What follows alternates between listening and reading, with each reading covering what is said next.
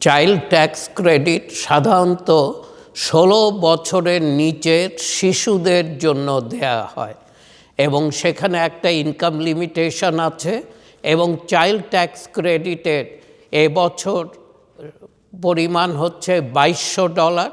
এর মধ্যে ১৭০০ হচ্ছে রিফান্ডেবল আর ৫০০ ব্যবহার করা যাবে আপনার ট্যাক্স লায়াবিলিটি কমিয়ে আনতে।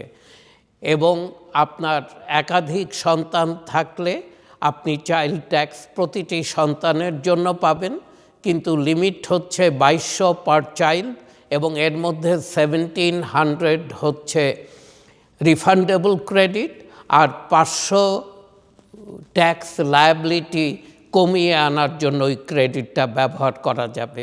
এবং একটা ইনকাম লিমিট আছে, এই ইনকামের মধ্যে যাদের ইনকাম সম্ভবত ম্যারেড ফাইলিং জয়েন্টে এটা ৫০০,০০০ পর্যন্ত, তারপর থেকে এটা ফেজ আউট হতে থাকে চাইল্ড ট্যাক্স ক্রেডিট এবং এক পর্যায়ে গিয়ে এটা 0 হয়ে যায়।